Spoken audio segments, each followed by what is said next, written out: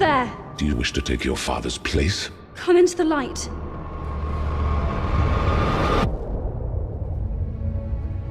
Amigos, La Bella y la Bestia no sería una película tan famosa y tan reconocida si no fuera por un personaje muy importante, y es el de la bestia. Y en esta ocasión, en la primera película live action, es interpretado por Dan Stevens. Hola, Dan. Hola. I'm sure you got everything I said in Spanish. All of it. All of it. ¿Entendiste?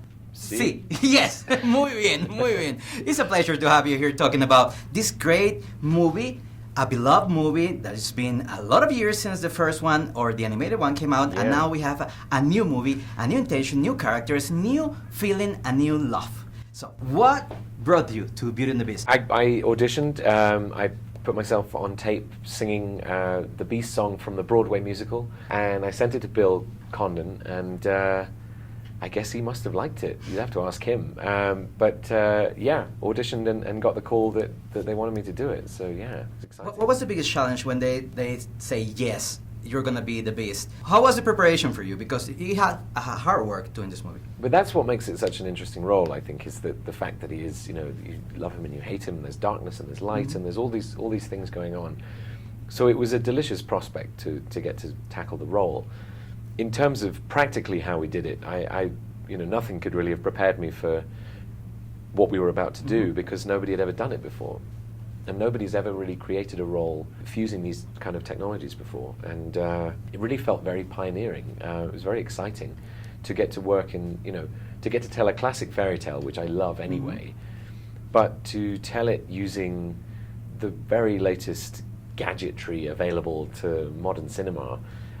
It had my sort of literary nerd brain and my gadget nerd brain very excited. And mixed together, because we see the Beast is a CGI, but it's all you. How was the process? You had to do some facial animation and then the body, and you were always on set. That's always the big me, difference. in That's both. what makes it a live action movie. You Exactly, were there. yeah. It's my body driving the Beast. I'm inside this muscle suit on stilts. And then the facial capture was done separately, so it's very much my face. No mask or fur or anything in between me and Emma. But then we would, every week or so, we'd go into a booth and they'd spray my face with UV paint. And I would sit there behind 27 little cameras with UV light, and Emma would sit the other side, and we'd play all of the scenes again, and everything that the Beast had been doing with his face, whether it was eating or sleeping or yelling or reading or waltzing, just do it again with my face. And it's actually you. It's me, and you can kind of see it in the, in the close-ups of the Beast. It's weird how, it's weird how much it looks like me, if you know what I mean. When we touched, she didn't shudder at my paw. No, it can't be. I'll just ignore. But then she's never looked at me that way before. What's the difference we're gonna see when we see this live-action movie compared to the original animated movie? What's the difference on the Beast? With the Beast, I think, well, I suppose it's a similarity and a difference, really, is the sense of humor.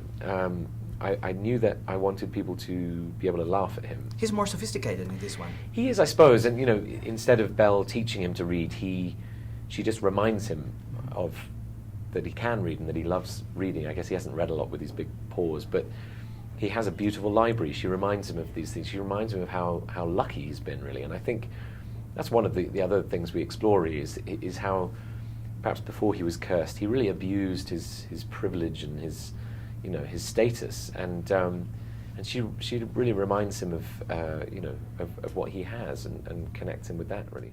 Think of the one thing you've always wanted. I'll find it in your mind's eye.